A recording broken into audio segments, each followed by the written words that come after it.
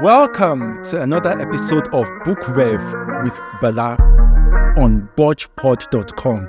As always, I'm your host, Bala Ado, and on this platform, we give book authors the opportunity to come on the show and in their own words, tell us the message they intend to pass across to their readers. Perhaps you're a book author, you want to come on the show. Why not? Drop your message on the comment section. I will get back to you shortly. On today's episode, we'll be reviewing the book Where is the Money by Oluwatomilomu Adepoju. Good day, Tomilomu Adepoju. I hope I did not murder your name. You tried your best. Thank you. Where is the money? To start with, what inspired you to write the book? Okay, thank you so much, and thank you for having me on the show. What inspired me to write the book, Where's the Money? Growing up, money was a scarce commodity, and I told myself that when I grow, I remember always telling my mom, like, I'm going to have money. I won't have to be thinking about money. And I get a job. I get married. I realized that people just expect you to become a money expert. Like, I remember literally almost freaking out when I first got my first salary. Like, okay, so you're giving me the salary and I'm expected to make this thing last for 30 days. And I started asking questions. I got married, as I said. Automatically, people expect you to be a homemaker. People expect you to be able to run the finances, expect you to know what budget is. They just expect you to work. And asking people around, I realized that so many people have the problem I had. Everybody wants to make money. Everybody wants to live a good life. And we're not taught on how to manage money at school. We're not exactly taught how. The society doesn't teach you how to manage money. You're just expected to make it work. And when I saw this graph, I said, lots of people need to know what I now know because I learned from experience, some bitter, some sweet, but they are my experiences. So here you are. That's my question. Where is the money? The title. What inspired you? Okay. So I'd already started saying that with my answer from the first question. An average person works about 40 to 50 years of their lives. You start working, and right now it's even worse. I tell people, please slow down the children. There's enough time. So you are seeing graduates at the age of 15, 16. You start working, and you now see people in their 50s, in their 60s, and I'm sure a number of our audiences now, you have uncles, aunties, black tax is real, who expects you to pay their children's school fees. You get these calls about you need rent, there's no money to go to the hospital. You know, everybody's faced with this black tax thing. So I look around and like, how does a man labor for 30 years, 40 years, 50 years? You can't even retire in peace. You can't live your dream life. A lot of people don't even know what dream is. And you've been working for 30, 40, even 10, 5 years. You can't pay basic bills. You can't go on vacation. Yet you've been working and they've been paying you. You look at your bank statement, and these are conversations I've had with various people. Yes, they can see the money coming, but they can't exactly say what they did with the money. So that begets this question. Where is the...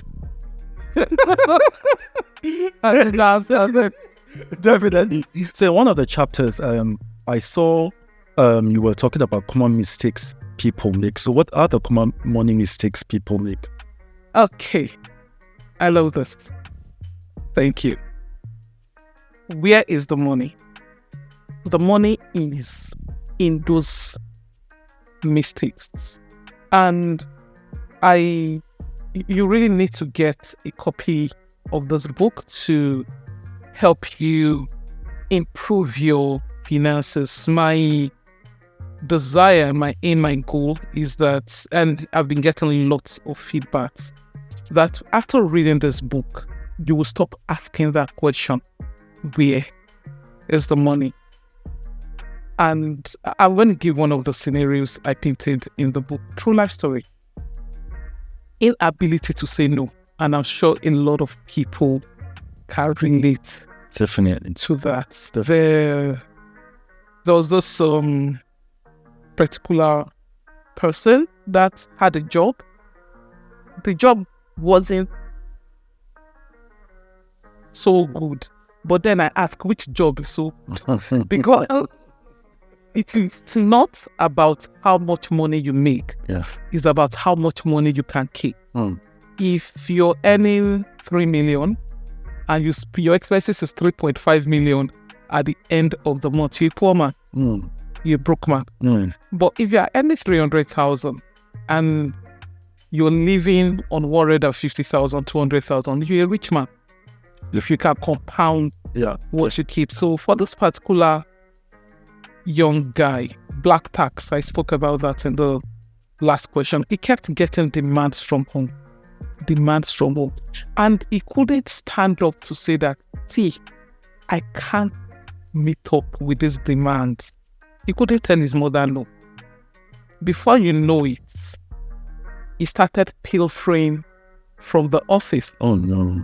Before you know it, he was caught. He couldn't cover up the gap, and believe me, he landed in jail. Oh no. And this is just one of many scenarios. I'm sure you would have said someone says that more crime is committed out of love than hate. So one of the common money mistakes is inability to say no. There's nothing wrong in saying no. No.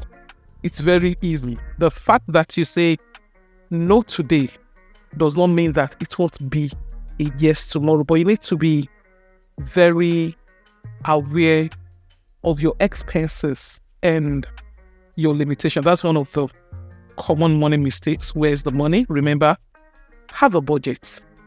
Stay within your budget. I tell people, have a given budget.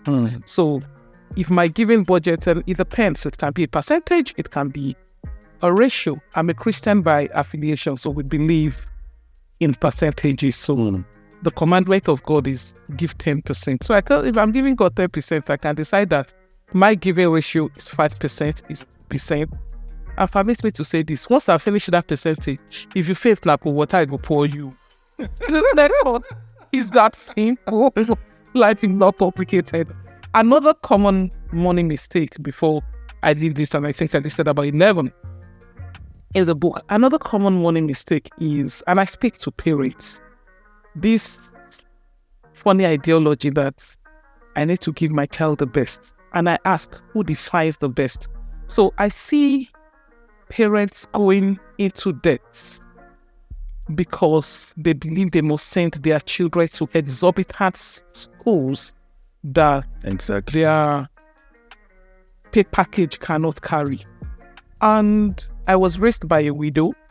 I lost my dad when I was the age of 16. So this is something I can relate with 100%. And my mom goes like, we must have the best education. So we went to the best schools around them. And she literally slaved to put us in school. She had to do so many things. Now, end result, I was in a school where there are days that I had to trek back from school because my mom just couldn't afford extra. So if I don't say good Samaritan to bring me home, I trek.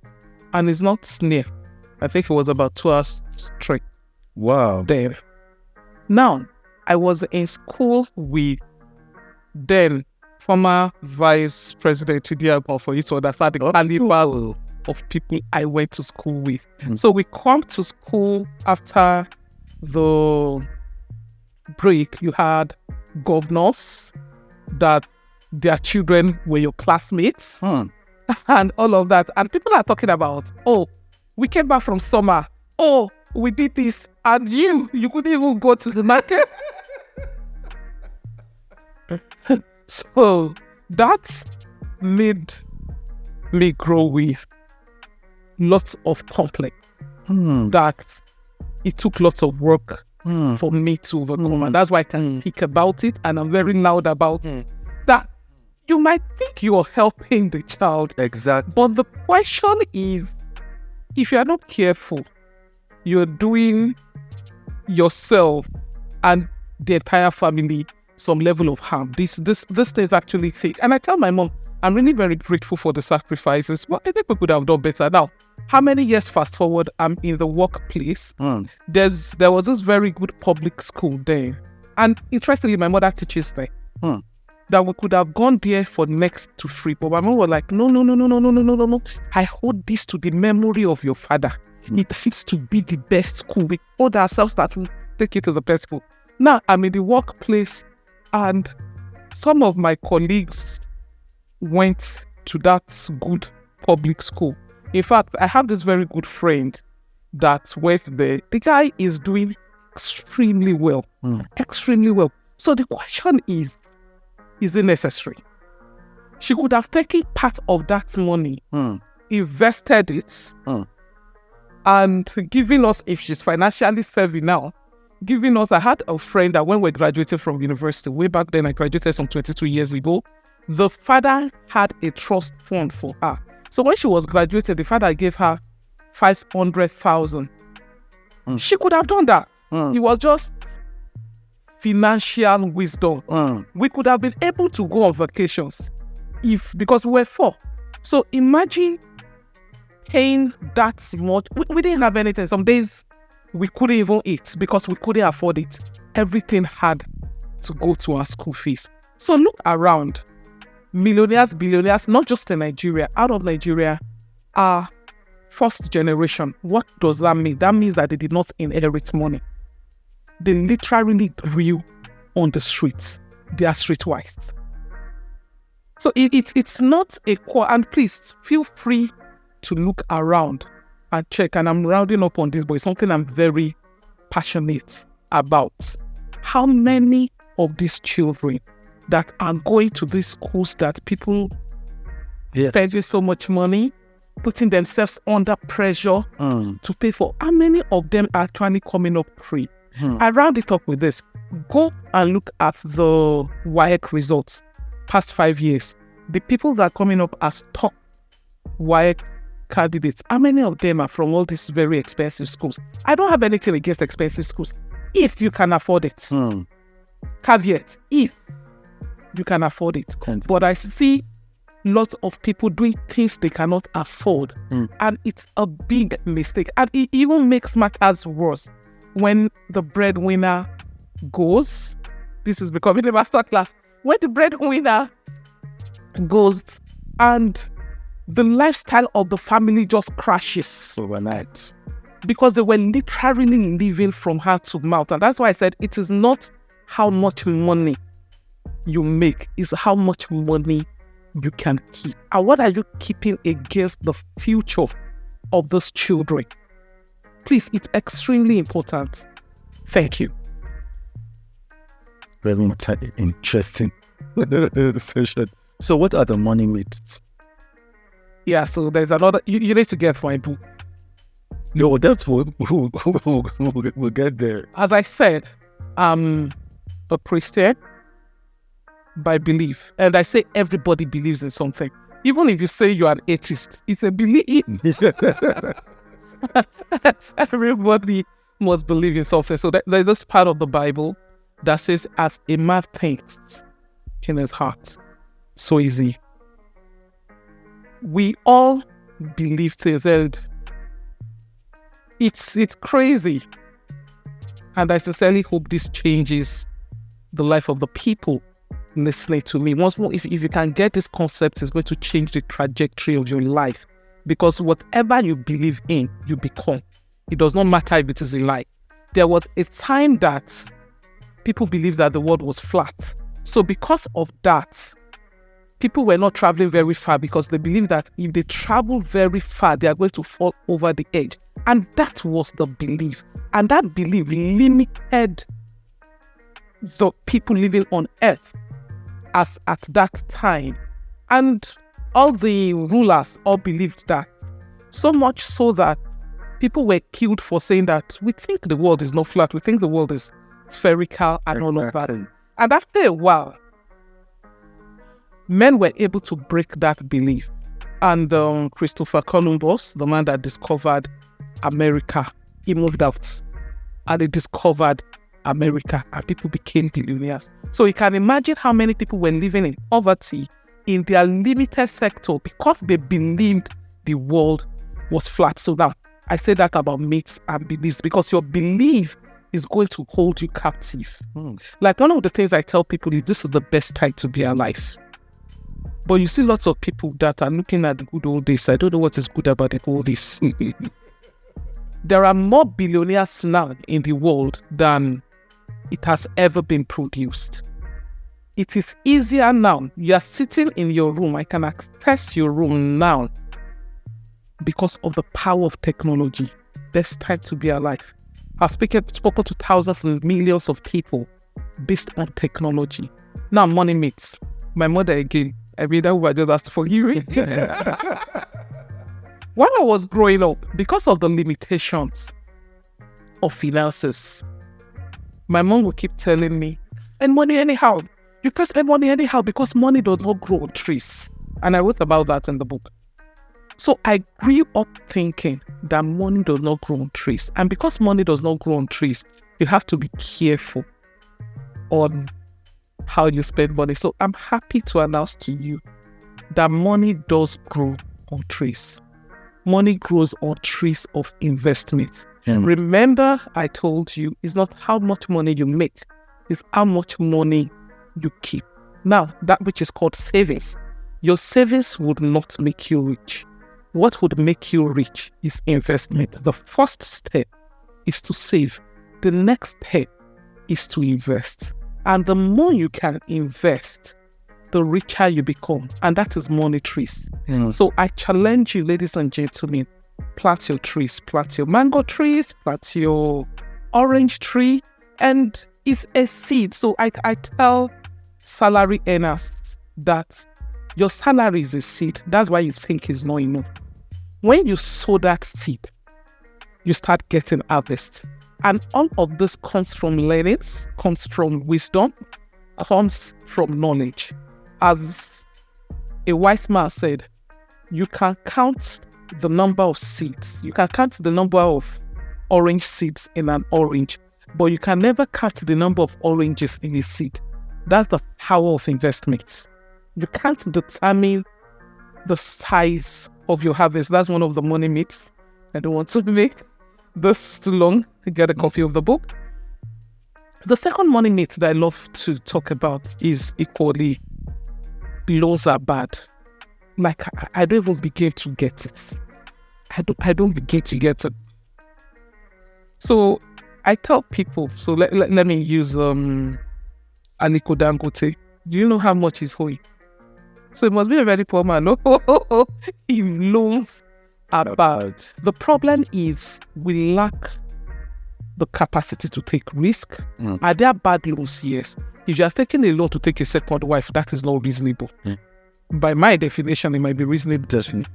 But when you are taking loans for educated investment, mark my words, educated investment, because I see people borrow money to put aside Ponzi scheme and they call it investment. They are borrowing money to bet. That does not make sense. But if you take a loan to do something that has sense, like one of my friends was telling me that his mother was a trader. She used to trade at the market, and when he had to go to the university, the woman did not have money. The woman went to go and borrow money from one of the local loan people. And today, the guy is doing amazingly well. She borrowed money to invest in her son's future. If she had sat down and said loan is bad, maybe the guy will still be in the market with her selling palm wood. So that's another money myth I spoke about, and even though So before I go to the next question, when you're talking about investments, you understand, investment, is it just, investing in properties, shares? Because there's some people that talk about investments, adding maybe qualifications, degrees, going for training, whether formal or informal, like for example, the passive cooking class, you understand, to get experience to start maybe another source of income or this. So what's your own view on investment? Is it just property, or do you invest also in learnings? Are they all cutting across the investment? Okay, thank you. Very good question. And yes, you've said it also. When it comes to investments, I say diversify your portfolio. Don't put all your eggs in one basket. And as you rightly said, investment in yourself is what yields the highest returns. I've been doing this for years now, and I tell people, invest in yourself first. Don't invest in something you do not know. No matter how good, lucrative it may look. It may look. You stand a very high chance of losing money. And when investing, you think long term. A lot of people want overnight success, overnight miracles, magic, and that's why they end up losing money. So when you invest in yourself, for instance, as you said, so I'm going for a training. I spoke about my mom sending us to school. It is not the year I finished school that I became like this. It took time. It's a process of time, and I realize most people don't have that patience, and that's why it looks as if they lose money. And this might sound strange, but it's going to help you, because we've seen people do investments, the investments does not go right, and they commit suicide. Like, how does that even get to me? So I tell people, invest the amount you can afford to lose.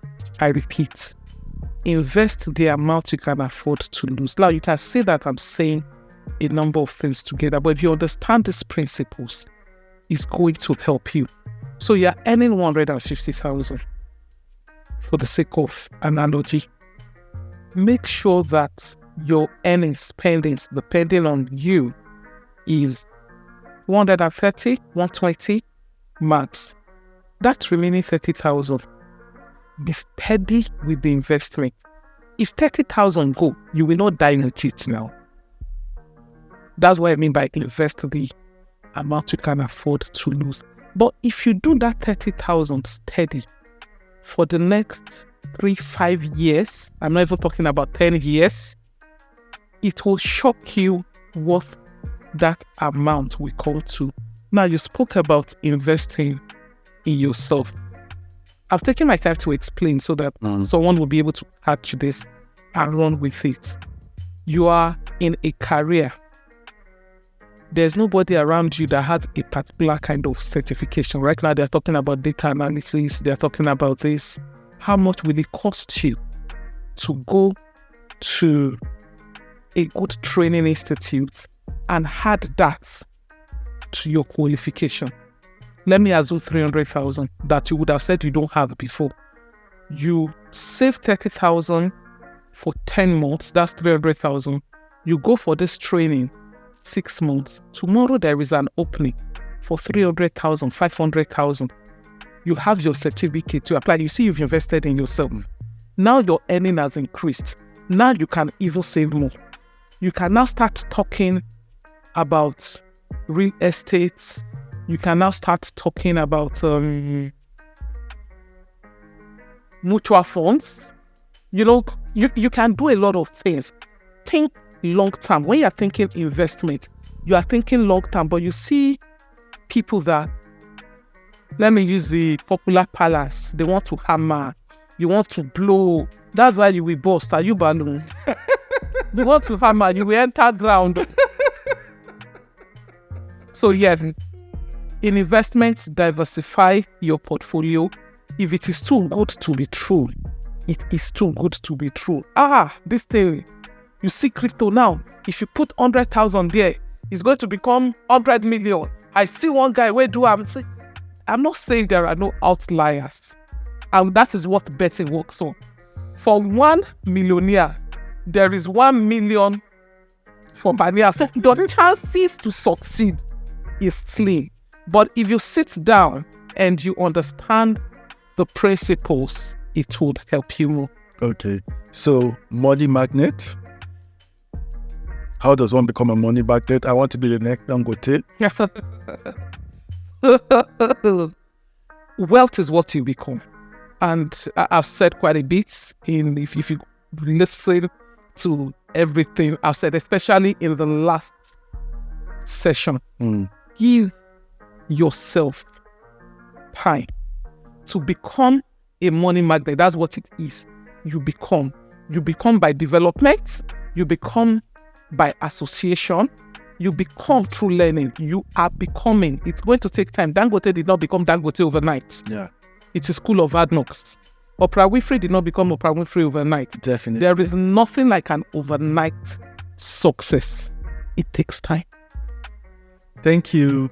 So, your final thoughts, and tell us how we can get a copy of your book. Okay. My final thought is everybody can be wealthy, even though everybody is not wealthy. It takes time, it takes sacrifice, it takes focus, it takes development. You have to be able to do that. And if your desire is to be wealthy, no, I'm not saying rich, I'm saying wealthy. Two different things. And please get my book to be able to get the small soul. Everybody can be wealthy. It takes process, it takes time. You don't have to die poor, you don't have to die frustrated, and your environment does not have to determine where you are. As I said, this is the best time to be alive. You can be wherever. Nigeria, Ghana, uttermost part of the earth, and be earning in dollars. The world is that decentralized right now. But please get the knowledge. And to get my book, I'm on seller, I'm on Amazon. Search where is the money. You're going to get it. Good to know. Thank you for this informative session. Thank you for tuning in to this episode of Book Wave with Bala. Please tune in for our next episode. Thank you.